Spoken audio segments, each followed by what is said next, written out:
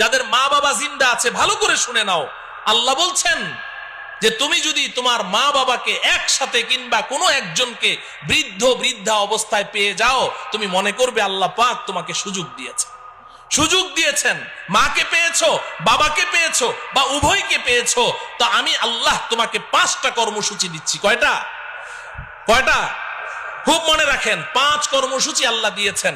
1 number হলো ফালা তাকুল্লাহুমা উফ। ফালা তাকুল্লাহুমা উফ। তুমি তোমার মা বাবার সামনে এমন কোনো কথা বলতে পারবে না, এমন কোনো কাজ করতে পারবে না যে তোমার কথায় কাজে কষ্ট পেয়ে তোমার মা কিংবা তোমার বাবা বলবে উফ। উফ শব্দটা তোমার মা বাবা যদি উচ্চারণ করেছে, তোমার জান্নাতের বাড়িতে আর যাওয়া লাগবে না। কিংবা তোমার মা বাবার কোনো কথা শুনে তুমি বিরক্ত হয়ে বললে উফ বাবা থামো তো, উফ মা চুপ করো তো, এই যে তুমি উফ বলেছো, তোমার জন্য জান্নাত হারাম হয়ে যাবে। লা তাকুল্লাহুমা উফ, 1 নাম্বার। 2 নাম্বার ওয়ালা তানহারহুমা। বাবা মাকে ধমক দিয়ে কথা বলিস না, ঝাড়ি মেরে কথা বলিস না।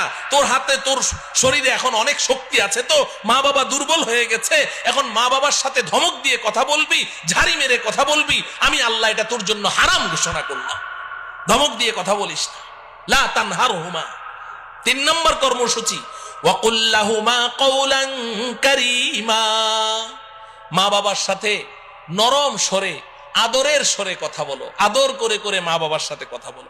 যখন মা বাবা বুড়া বুড়ি হয়ে যাবে, তো সে তোমার ছোট বাচ্চা, 3 বছর 4 বছরের বাচ্চার মতো হয়ে গেছে। তোমার 3 বছরের সন্তানটার সাথে বলো, তুমি যখন ঘর থেকে বের হও, তো বাচ্চাটাকে কোলে নিয়ে 2 গালে চুমু দিয়ে বলো আব্বু তোমার জন্য কি আনবো, মজা আনবো, তক্কেত আনবো, বিক্কু আনবো। কি ঢং করে করে তুমি কথা বলছো। তো তোমার বাচ্চাটার সাথে এত সুন্দর করে কথা বলো, মা বাবার সাথে কথা বলতে গেলে তখন তোমার মেজাজটা কেন খারাপ হয়ে যায়? সেম সেম সেম সেম মা বাবার সাথেও আদর করে করে কথা বলতে হবে। ওয়াকুল্লাহুমা কওলান কারীমা। চেহারাটা গোমরাহ করে রেখো না, গাল ফুলিয়ে রেখো না। মা বাবার সামনে গিয়ে এমন ভাবে মুড অফ করে রাখো যে তোমার মার মনে চায় একটু কমলা খাবে, কিন্তু ভয়ে তোমাকে বলতে পারে না। তুমি এমন ভাব নিয়ে চলো যে বাবা আমি একটু কমলা খাবো, মনের কথাটা বলতে সাহস পায় না। তুমি এমন ভাব নিয়ে চলো না, ধরা খেয়ে যাবে, সমস্যায় পড়ে যাবে। ফ্রি হয়ে যাও মা বাবার সাথে, এমন ফ্রি হয়ে যাবে যে তাদের মনের মধ্যে যেই কথা আসবে সেটাই যেন অকপটে তোমাকে খুলে বলতে পারে, ভয় যেন না পায়। ওয়াকুল লাহুমা কওলান কারীমা।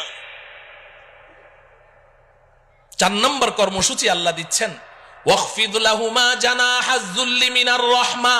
এই যুবক,